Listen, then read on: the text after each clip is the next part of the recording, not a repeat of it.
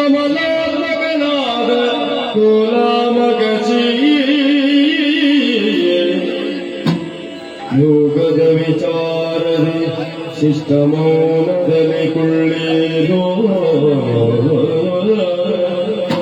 ಬದಲೋದು ಯೋಚಿಸದೆ ಗುರಿಯಾವಸ್ಥೆಯನಾದು ಬ್ರಹ್ಮನಿತ್ಯೊಳಿದನು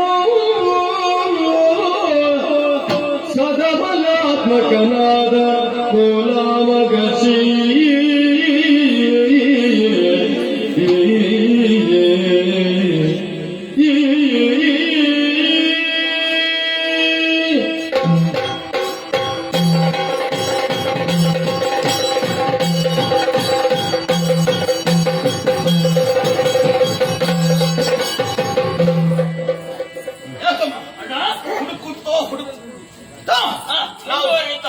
ಹೌದು ನೋಡಂತೆ ಒಬ್ಬನನ್ನು ಕಾಣ್ತಾ ಇದ್ದೇನೆ.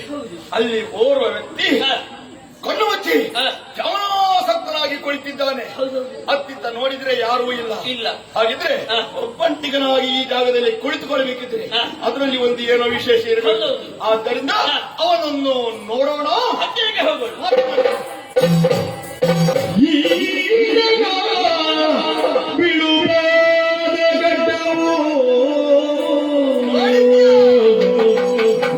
ನೋಡಲೇತರ ಹಾಸ್ಯಗೆ ನೋಡವು ಈತನ ಬಿಳುಪಾದ ಗಡ್ಡವು ಈತನ ಬಿಳುಪಾದ ಗಡ್ಡವು ಬಿಳುಪಾದ ಗಡ್ಡವು ಬಿಳುಪಾದ ಗಡ್ಡವು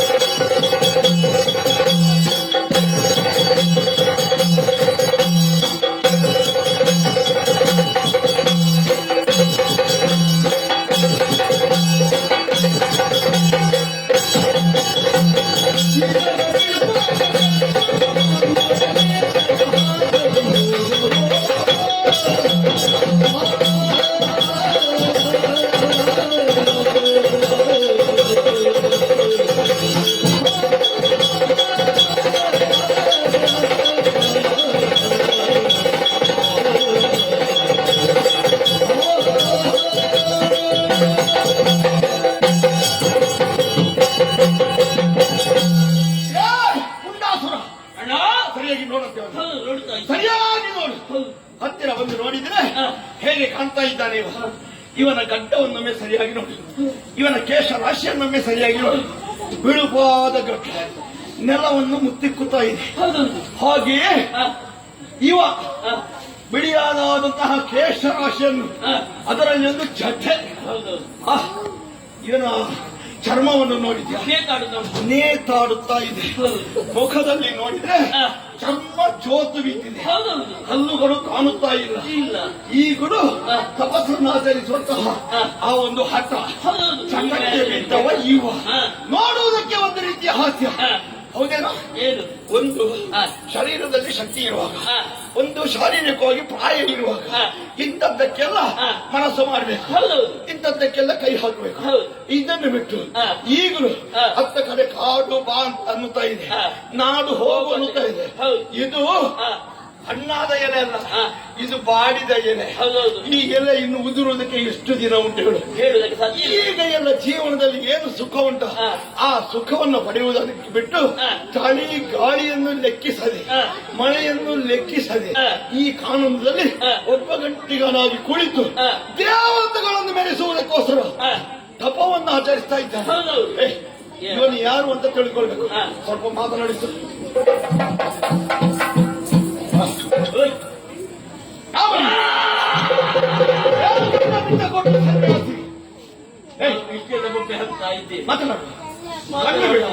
ನಾವು ಮಾತನಾಡುವುದಿಲ್ಲ. ಇವ ಬಂದವರು ಕಮ್ಮಾಸುರನ ಮಂತ್ರಿಗಳು, ಪುಂಡರು. ಇದು ಮಾತನಾಡು. ನಮ್ಮ ಪರಿಚಯನ್ನು ಹೇಳಿದಂತೆ ಕೂಡ ಹೇಳುವುದಿಲ್ಲ, ಮಾತಾಡುವುದಿಲ್ಲ. ಇಷ್ಟು ನಾವು ಮಾತನಾಡಿಸಿದ್ರು ಇಂತಹ ಧೀಮಂತ ವ್ಯಕ್ತಿಗಳು ಒಂದು ಎದುರು ನಿಂತರು. ನನಗೇನು ಗಣ್ಯ ಇಲ್ಲ ಎಂಬುದಾಗಿ ಕಣ್ಣು ಮುಚ್ಚಿ ಹಾಗೆ ಕುಳಿತಿದ್ದಾನೆ. ಅಂದ್ರೆ ಇದು ದಾಷ್ಟ್ಯ. ಇವನನ್ನು ಹೇಗೆ ಎಚ್ಚರ ಮಾಡಬೇಕು ಎಂಬುದು ನನಗೆ ಗೊತ್ತಿದೆ. ನೋಡು, ಸೋತವಿದ್ದ ಗಡ್ಡವು ಹುಟ್ಟುತ್ತಾನೆ, ಆ ಗಡ್ಡಕ್ಕೆ ಕೈ ಹಾಕಿ ಎಳೆಯೋನು.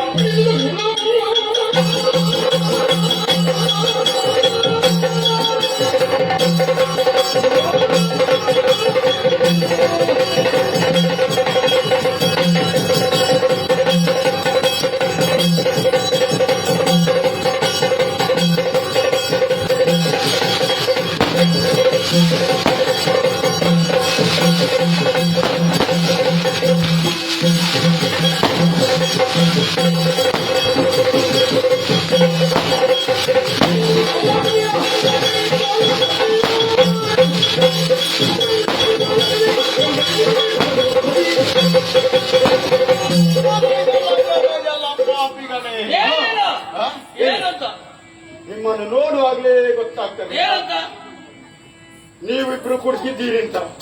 ಹೌದು, ನೀವು ಕುಡಿಸಿದ್ದೀರಿ, ನೀನೆ ನಾನು ಕುಡಿದದ್ದಲ್ಲ. ಮತ್ತೆ ನಿಮ್ಮನ್ನು ನೋಡುವಾಗಲೇ ಗೊತ್ತಾಗ್ತದೆ ನೀವಂತದೇ ಜಾತಿ. ನಾವು ಕುಡಿಯುವ ಜಾತಿ, ಕುಡಿಯುವ ಜಾತಿ ಅವರು. ಕುಡಿತೇವೆ. ಏನನ್ನು ನಿನ್ನ ಹಾಗೆ ಕುಡಿಯುವವರಲ್ಲ. ಮತ್ತೆ ನಮಗೆ ಕುಡಿಯುವುದಕ್ಕೆ ಭಾಂಡ ಬೇಕು. ಅದೇ ಗೊತ್ತಾಯ್ತು ನನಗೆ. ಎಷ್ಟು ನಾವು ಕುಡಿದ್ರು ಕುಡಿದರಾಗುವುದಿಲ್ಲ. ಅದಕ್ಕೆ ಹೊತ್ತು ಗೊತ್ತಿಲ್ಲ. ತ್ರಿಕಾಲದಲ್ಲಿ ಕುಡಿಯುವುದು ಇಂಥದ್ದು ಬೇಡ, ಗಟ್ಟಿ ಕೆಲಸ ಮಾಡುವುದು. ಪರಮಯೋಗಿಗಳವರು ಏಕಕಾಲ ತ್ರಿಕಾಲ ಎಲ್ಲ ನಿನಗೆ. ನಿಮಗೆ ಕಾಲ ಇಲ್ಲ. ತ್ರಿಕಾಲ ಕಾಲ ಇಲ್ಲ. ಸಿಕ್ಕಿದಾಗ ಕುಡಿಯುವುದಿಲ್ಲ, ನನಗೆ ಸದಾ ಕಾಲ ಕುಡಿಯುವವರು. ಅದೇ ಕುಡಿದು ಈಗ ಅಧಿಕ ಪ್ರಸಂಗ ಮಾಡ್ತಾ ಇದ್ದೀರಿ ಅಂತ ನೀವು ಕುಡಿದಂತ ನಿಮ್ಮ ಅಮರತೆ ಗಿಳಿಸಿ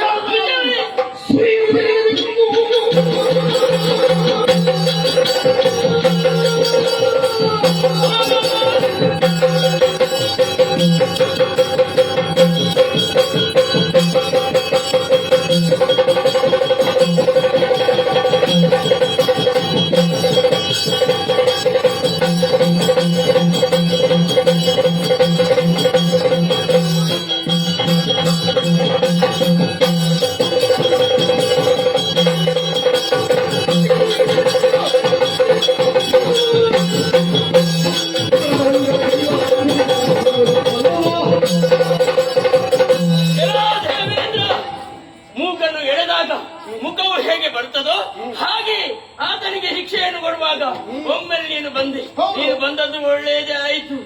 ನಾನು ಬರ್ಲಿಕ್ಕೆ ಇರುವವನು. ಹೌದಾ? ನೀನು ಬಂದದ್ದು ಒಳ್ಳೆದಾಯ್ತು. ಯಾಕೆ ಗೊತ್ತಾ, ನಾವೇ ಅಲ್ಲಿಗೆ ಬರ್ಬೇಕಂತ ಎಣಿಸಿದ್ದೆ. ಆದ್ರೆ ನಿನ್ನ ಇಲ್ಲಿಗೆ ಬರ್ಬೇಕಂತ ಆದ್ರೆ ನಿನ್ನ ಅದ್ದು ಏನು, ನಿನ್ನದನ್ನು ಸ್ವಲ್ಪ ಕಡಿಮೆ ಮಾಡೋಣ ಎಂಬ ಉದ್ದೇಶ ನಮಗೆ. ಆದ್ದರಿಂದ ನಿನ್ನ ಶಕ್ತಿಯನ್ನು ಕುಗ್ಗಿಸುವುದಕ್ಕೆ ಬೇಕಾಗಿ ಮೊದಲು ಇಲ್ಲಿ ವ್ಯವಹಾರ, ಅಲ್ಲಿ ಮತ್ತೆ ಕಾರ್ಯಪ್ರವೃತ್ತಿ. ಅಲ್ಲಿಗೆ ನೀವು ಬರುವವರಲ್ಲ, ಅಲ್ಲಿಗೆ ಬರ್ಲಿಕ್ಕೆ ನಾನು ನಿಮ್ಮಲ್ಲಿ ಬಿಟ್ರೆ ಅಲ್ಲ. ಮತ್ತೆ ನಿಮ್ಮ ಸ್ವಂತವನ್ನು ಬರಿದಾರೆ ನಾನು. ಅಲ್ಲಿಗೆ ಬರುವುದಕ್ಕೆ ನೀನು ನೀನು ಅಲ್ಲಿಗೆ ಹೋಗ್ಬೇಕಲ್ಲ. ಅಲ್ಲಿಗೆ ಬರುವುದಕ್ಕೆ ನೀನು ಬಿಡುವುದಕ್ಕೆ ಬಂದ ನಿನ್ನನ್ನು ಹೋಗಕ್ಕೆ ನಾವು ಬಿಡಬೇಕು. ಇದು ನಮ್ಮ ಜಾಗ.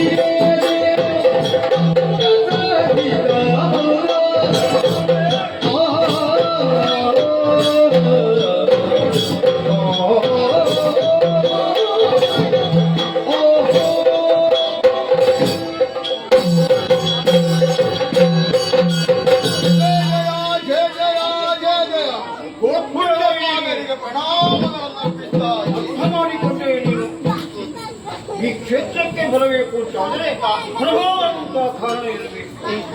ಯಾವಾಗ ನೀನು ಬಂದಿಯೋ ನಾನು ಅಲ್ಲಿ ತುಳಿಯಾವಸ್ಥೆಯಲ್ಲಿದ್ದೆ. ನಾನು ಜಗತ್ತಿನ ತಾಯಿಯಾದಂತ ಅಂಬಿಕೆಯ ಸನಿಹದಲ್ಲಿ ಪ್ರಾರ್ಥನೆಯನ್ನು ಮಾಡುತ್ತಿರುವಂತಹ ಸಂದರ್ಭ ಆ ಹೊತ್ತಿಗೆ ಅವ್ಯಕ್ತವಾದಂತಹ ಕರೆಯನ್ನು ನನಗೆ ಕೇಳಿತು.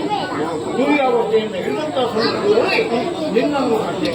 ಗೋತ್ರವೈರಿಗೆ ದೂರದಲ್ಲಿ ಪರ್ವತಗಳು ಹಾರುತ್ತಿದ್ದವು ಅನ್ನುವಂಥ ವಿಚಾರವನ್ನು ನಾವೆಲ್ಲ ಕೇಳಿದೆವು. ಆ ಹೊತ್ತಿನಲ್ಲಿ ಗಣೆಯಲ್ಲಿ ಪ್ರಜೆಗಳನ್ನು ರಕ್ಷಿಸುವುದಕ್ಕೋಸ್ಕರವಾಗಿತ್ತು. ಅದರ ರೆಕ್ಕೆಯನ್ನು ಕತ್ತರಿಸಿ ಸ್ಥಿರವಾಗಿ ನಿಲ್ಲುವಂತೆ ಮಾಡಿದಂತ ಮಹಾನುಭಾವನೆ ಅಂತ ಪುಣ್ಯಾತ್ಮನಾದಂತಹ ನೀನು ಈ ಕ್ಷೇತ್ರಕ್ಕೆ ಬರುವುದಕ್ಕೆ ಕಾರಣವೇನಯ್ಯ? ಪೂಜ್ಯರೇ, ಋಷಿಕುಲ ಕಣಿಕೇಳು ಕಿಶಣನು ನಿಂದಯ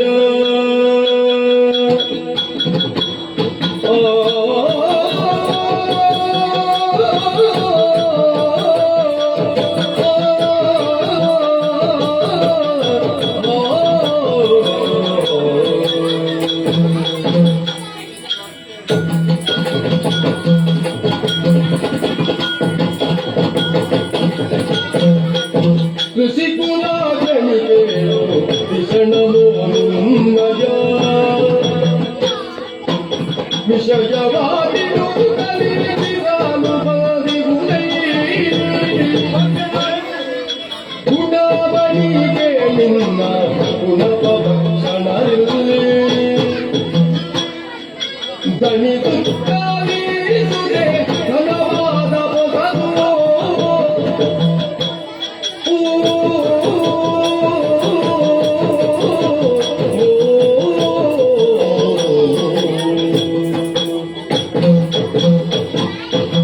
ಪುಣ್ಯಪಾದರೇ, ಅಮರಪಾದ ಸುರಲೋಕದ ಅಧಿಪತಿಯಾದಂತ ನಾನು ಕರ್ಮ ಪ್ರಪಂಚವಾದಂತಹ ಈ ಭೂಲೋಕದಡೆಗೆ ಇಳಿದು ಬರುವುದಕ್ಕೂ ಹಾಗೂ ಈ ಕಾಂತಾರವನ್ನು ಸೇರಿಕೊಳ್ಳುವುದಕ್ಕೂ ಕಾರಣವಿದೆ. ಏನು? ಪೂಜ್ಯರೇ, ನನ್ನಲ್ಲಿ ಉದಿಸಿದಂತಹ ಒಂದು ಜಿಜ್ಞಾಸೆ ಏನದು? ಕರ್ಮ ಪ್ರಪಂಚವಾದಂತಹ ಭೂಲೋಕದಲ್ಲಿ ಪುಣ್ಯ ತಪೋವನವಾಗಿದ್ದರೆ ಯಾವುದು? ಶ್ರೇಷ್ಠ ಗುರುಗಳಾರು? ನನ್ನ ಪ್ರಶ್ನೆಗೆ ಯಾವಾಗಲೂ ಇದಮಿತ್ತಂ ಎಂದು ಉತ್ತರಿಸುವವರು ನನ್ನ ಗುರುಗಳು ಬೃಹಸ್ಪತಿ ಆಚಾರ್ಯ. ಸರಿ. ಹಾಗಾಗಿ ನನ್ನ ಪ್ರಶ್ನೆಯನ್ನು ಅವರ ಮುಂದಿಟ್ಟೆ. ಅವರ ಬಾಯಿಂದ ಬಂದಂತಹ ಉತ್ತರ ಗೋಲವನ. ಅಲ್ಲಿರುವಂತಹ ಗೋಲ ಮಹರ್ಷಿಗಳು ಅಂಬಿಕೆ ಜಗದಂಬಿಕೆಯು ಸದಾ ಗೋಲವನದಲ್ಲಿ ಸಂಚರಿಸುತ್ತಾ ಇದ್ದಾಳೆ. ಅಲ್ಲಿರುವಂತಹ ಫಲಪುಷ್ಪಾದಿಗಳು ಸಂಜೀವಿನಿಯಾಗಿರುತ್ತದೆ. ಹರಿಯುವ ನೀರುಗಳು ಪುಣ್ಯ ತೀರ್ಥಗಳಾಗಿರುತ್ತದೆ. ಅಲ್ಲಿಯ ಗಾಳಿಯನ್ನು ಸೇವಿಸಿದ್ದೇ ಹೌದಾದರೆ ದೇಹ ಶುದ್ಧತೆಯನ್ನು ಹೊಂದುತ್ತದೆ. ಗುರುಗಳಾದಂತಹ ತಮ್ಮ ಪಾದ ದರ್ಶನವನ್ನು ಸ್ಪರ್ಶಿಸಿದ್ದೇ ಹೌದಾದರೆ ನಮ್ಮಲ್ಲಿರುವಂತಹ ದೋಷಗಳೆಲ್ಲ ಪರಿಹಾರವಾಗುತ್ತದೆ. ಹೌದೇ? ಹೀಗೆಂದು ಉತ್ತರಿಸಿದವರು ನನ್ನ ಗುರುಗಳು. ಹಾಗಾಗಿ ತಮ್ಮನ್ನು ಕಾಣಬೇಕು ಅನ್ನುವಂತ ತಮಕದಿಂದ ಓಡೋಡಿ ಘನೆಯಡೆಗೆ ಬಂದೆ ಸ್ವಾಮಿ ನಾನು. ಆದರೆ ಬಂದಂತಹ ಸಂದರ್ಭದಲ್ಲಿ ಇಲ್ಲಿ ನಡೆಯುತ್ತಿರುವಂತಹ ಘಟನೆಗಳನ್ನು ಕಂಡಾಗ ನನ್ನ ಮನಸ್ಸಿಗೆ ಬಹಳಷ್ಟು ಆಶ್ಚರ್ಯವನ್ನು ಉಂಟು ಮಾಡುತ್ತೆ. ಏನು? ಋಷಿವರ್ಯರಾದಂತಹ ತಾವು ಯಾವ ಯಜನಾದಿಗಳನ್ನು ಮಾಡುವಂತಹ ಪುಣ್ಯಭೂಮಿ ಇದು. ಆದರೆ ಇಲ್ಲಿ ನಡೆಯುತ್ತಿರುವಂತಹ ಕೃತ್ಯಗಳಾದರೂ ಯಾವುದು? ದುಷ್ಟ ರಾಕ್ಷಸರ ಅಟ್ಟಹಾಸ ಇಲ್ಲಿ ಮೇಳೈಸ್ತಾ ಇದೆ. ಮಾಡುತ್ತಿರುವಂತಹ ಯಾಗ ಯಜನಾದಿಗಳನ್ನು ಹಾಡುಗಳ ಹುಡುಕ್ತಾ ಇದ್ದಾರೆ. ಬ್ರಾಹ್ಮಣರನ್ನು ಋಷಿ ಮುನಿಗಳನ್ನು ಋಷಿ ಪತ್ನಿಯರನ್ನು ಪೀಡಿಸ್ತಾ ಇದ್ದಾರೆ. ಆದರೆ ಅದ್ಯಾವುದೂ ನಿಮ್ಮ ಗಮನಕ್ಕೆ ಬರಲಿ. ಇಲ್ಲಿ ನಡೆಯುತ್ತಿರುವಂತಹ ಘಟನಾವಳಿಗಳು ನಿಮ್ಮ ಗಮನಕ್ಕೆ ಯಾಕೆ ಬರುವುದಿಲ್ಲವೋ ನನಗೆ ಅರ್ಥವಾಗುವುದಿಲ್ಲ. ಅದು ಹೋಗಲಿ ಬಿಡೋಣ. ಆ ದುರುಳ ದಾನವರಾದರೂ ಕೊನೆಗೆ ತಮ್ಮ ಗಡ್ಡಕ್ಕೆ ಕೈಯನ್ನಿಕ್ಕಿ ಘಟ್ಟವನ್ನು ಹೇಳುವುದಕ್ಕೆ ಪ್ರಯತ್ನಿಸಿದರು. ಆದರೂ ತಮಗದು ಅರಿವಾಗಲಿಲ್ಲ. ಇಂತಹ ಸಂದರ್ಭದಲ್ಲೇ ಇಲ್ಲಿಗೆ ಬಂದವನು ನಾನಿದ್ದೀನಿ. ಬಂದಂತಹ ನಾನು ಆ ದುರುಳ ದಾನವರನ್ನು ದಂಡಿಸಿದೆ. ಅವರು ಇಲ್ಲಿಂದ ಓಡಿ ಹೋದರು. ಆದರೆ ನನ್ನಲ್ಲಿರುವಂತಹ ಪ್ರಶ್ನೆ ಏನು ಸ್ವಾಮಿ, ಇಷ್ಟೆಲ್ಲ ಘಟನಾವಳಿಗಳು ತಮ್ಮ ಕಣ್ಣೆದುರು ನಡೆಯುತ್ತಾ ಇದ್ದಾರು ಅಥವಾ ತಮ್ಮ ದೇಹಕ್ಕೆ ಅವರು ಇಂತಹ ಕಷ್ಟವನ್ನು ಕೊಟ್ಟರೂ ಕೂಡ ತಮ್ಮ ಗಮನಕ್ಕೆ ಅದು ಬಾರದೆ ಹೋಯಿತಲ್ಲ, ಯಾಕೆ ಸ್ವಾಮಿ? ಕೇಳು ನಿಜರ ಪಾಲನೆ ನುಡಿಗ ಬಾಡುವೆ ಸ್ಥಿರವಲ್ಲ ವ್ಯವಗತಿಯ ಬಾಡುವೆ ಸ್ಥಿರವಲ್ಲ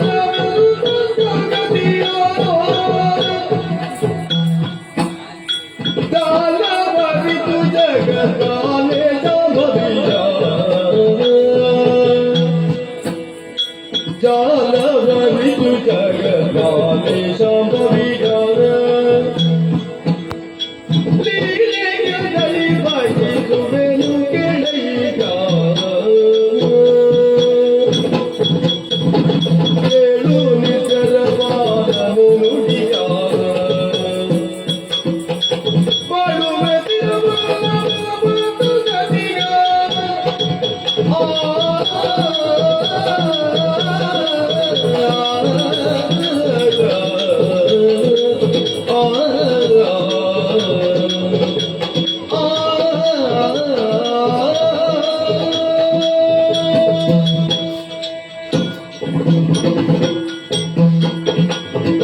ಗುರುಗಳಾದಂತಹ ಬೃಹಸ್ಪತಿಗಳಿಗೆ ಮೊಟ್ಟ ಮೊದಲಾದಂತಹ ವಂದನೆಗಳು ನನ್ನ ಅಮರ ಭಾವ.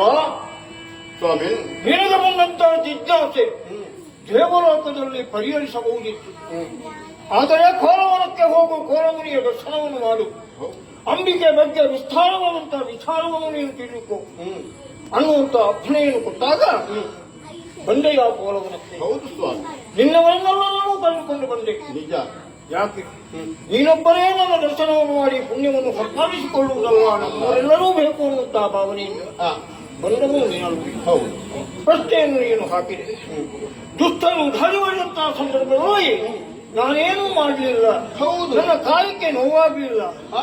ಯಾಕೆ ಹೀಗೆ? ಅದೇ ನನಗೆ ಆಶ್ಚರ್ಯವನ್ನುಂಟು ಮಾಡಿ. ಜ್ಞಾನೇಂದ್ರಿಯ ಮತ್ತು ಪಂಚೇಂದ್ರಿಯಗಳನ್ನು ಒಂದುಗೂಡಿಸುತ್ತ ಅಂಬಿಕೆಯ ಮೇಲೆ ಮನಸ್ಸನ್ನು ಲೀನವಾಗಿಸಿದಂತಹ ಸಂದರ್ಭದಲ್ಲಿ ದೇಹವು ಯಾವತ್ತೂ ಕೂಡ ಕೊರಡಾಗಿರುತ್ತದೆ. ಅದು ಅದಕ್ಕೆ ಚೈತನ್ಯವಿರುವುದಿಲ್ಲ, ಬಾಹ್ಯ ಪ್ರಪಂಚದ ಗಂಧವಿಲ್ಲ ಅದಕ್ಕೆ. ಆದ ಕಾರಣ ಅವರು ಮಾಡಿದಂತಹ ಯಾವುದೇ ದಾಳಿಯೂ ಕೂಡ ನನ್ನ ಗಮನಕ್ಕೆ ಬರ್ತದೆ. ನಿನಗೆ ಬಂದಂತಹ ಪ್ರಶ್ನೆ ದೇವಲೋಕದಲ್ಲಿ ಭೂಮಿಯಲ್ಲಿ ಅತಿ ಶ್ರೇಷ್ಠವಾದಂತಹ ಸ್ಥಳ ಯಾವುದು? ಸ್ಥಳ ಯಾವುದು? ಶ್ರೇಷ್ಠ ಗುರುಗಳು ಯಾರು? ಅವರ ದೊಡ್ಡ ಮನಸ್ಸಿಗೆ ನನ್ನ ಗಮನಗಳು ಕೋಲಮನವನ್ನು ಸೂಚಿಸಿದ್ರು, ಕೋಲಮನಿಯನ್ನು ಸೂಚಿಸಿದ್ರು. ಹೌದು. ನನ್ನ ದೃಷ್ಟಿಯಲ್ಲಿ ಅಥವಾ ನಿನ್ನ ದೃಷ್ಟಿಗೆ ಇನ್ನು ಬರಬೇಕಾದಂತಹ ವಿಚಾರ ಅದು. ಭೂಮಿಯಲ್ಲಿ ಅತಿ ಶ್ರೇಷ್ಠವಾದಂತಹ ಸ್ಥಳ ಯಾವುದು ಅಂತ ಒಬ್ಬ ಪ್ರಶ್ನೆ ಮಾಡಿದ್ರೆ ಅದಕ್ಕೆ ನನ್ನ ಉತ್ತರ ಏನು ಗೊತ್ತಾ? ಭೂಮಿಗೆ ಅತಿ ಶ್ರೇಷ್ಠವಾದಂತಹ ಸ್ಥಳ. ಭೂಮಿಗಿಂತ ದೊಡ್ಡ ಸ್ಥಳ ಏನಿಲ್ಲ. ಎಲ್ಲವೂ ಕೂಡ ಶ್ರೇಷ್ಠತೆಯನ್ನು ತುಂಬಿದೆ. ಯಾಕೆ ಗೊತ್ತೇ? ಹಿಂದಿನ ಘಟನೆಯೊಂದನ್ನು ನೆನಪು ಮಾಡಿಕೊ. ಈ ಭೂಮಿಯ ಮಹಿಮೆಯನ್ನು ನೀನು ತಿಳಿಕು. ದೇವಲೋಕದವರು, ಗಂಧರ್ವಲೋಕದವರು ಹಲವಾರು ತ್ರಿಮೂರ್ತಿಗಳೇ ಆಗಿದ್ದರೂ ಕೂಡ ಅವರಿಗೆ ಶಾಪ ಬಂದಂತಹ ಸಂದರ್ಭದಲ್ಲಿ, ಕಷ್ಟ ಬಂದಂತಹ ಸಂದರ್ಭದಲ್ಲಿ ಅವರು ಧರೆಯನ್ನು ಅಲ್ವೇ? ನನ್ನ ಕರ್ಮ ಪ್ರಪಂಚ ಅಲ್ವೇ? ಹೌದಲ್ವೇ?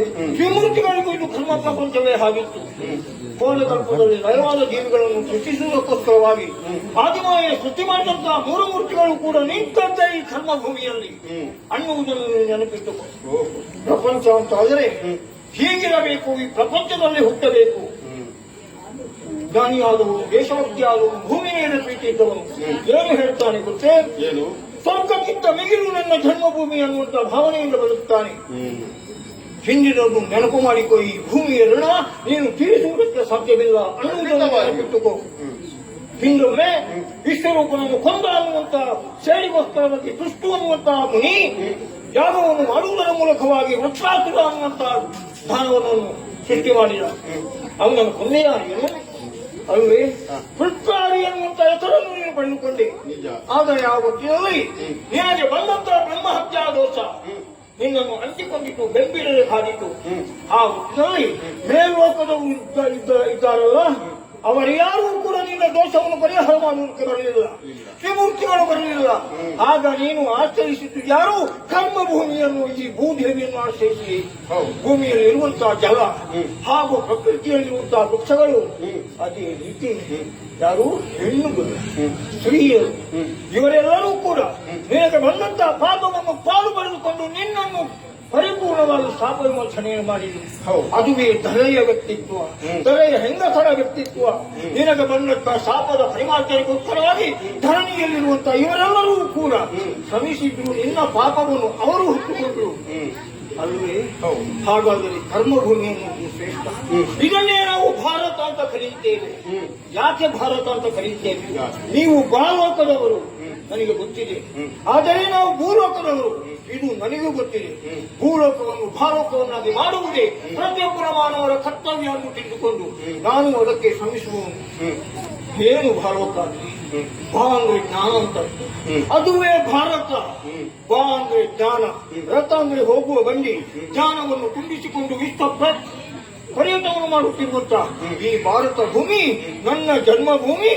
ಅದು ಯಾವತ್ತೂ ಕೂಡ ನಿನ್ನ ಸ್ವಂತಕ್ಕಿಂತ ಮೇಲು. ಅದರಲ್ಲಿ ಹುಟ್ಟಿದವರು ಯಾರು? ಭಾರತೀಯರಲ್ವೇ? ಇಂಥ ಭಾರತೀಯರು ನಮ್ಮ ದೇಶದಲ್ಲಿ ಇದ್ದಾರೆ ಅಂತ ನೀನು ಯೋಚಿಸು. ಬಹ ಅಂದ್ರೆ ಜ್ಞಾನ, ರತಿ ಅಂದ್ರೆ ಸುಖ. ಅನುದಿನವೂ ಕೂಡ ಅಜ್ಞಾನದಿಂದ ದೂರವಾಗಿ ಜ್ಞಾನದ ಸುಖವನ್ನು ಅನುಭವಿಸುತ್ತಿರುವಂತಹ ಪ್ರತಿಯೊಬ್ಬ ಭಾರತೀಯನೂ ಕೂಡ ಭಾರತೀಯರಿಗೆ ನೀನು ನಮಸ್ಕಾರವನ್ನು ಮಾಡಬೇಕು.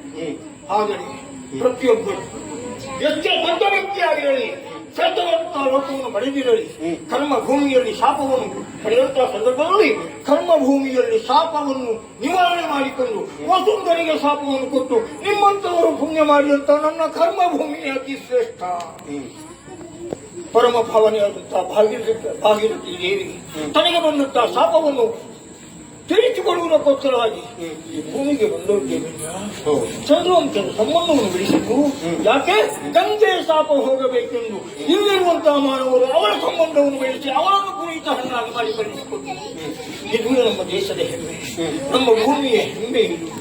ಅದರಲ್ಲಿ ಆದರೆ ಇದು ಜಗತ್ತು ಜಗತ್ತು ಇದು ಹುಟ್ಟು ಸಾವುಗಳ ಸಮ್ಮಿಲನವಾದಂತಹ ಈ ಕ್ಷೇತ್ರದಲ್ಲಿ ಪ್ರತಿಯೊಬ್ಬನೂ ಕೂಡ ಅಜ್ಞಾನಿಯಾಗ್ತಾನೆ, ಜ್ಞಾನವಂತನಾಗ್ತಾನೆ. ಕತ್ತಲು ಬೆಳಕಿನ ಲೋಕದಲ್ಲಿ ಉಳಿಯುತ್ತಾನೆ.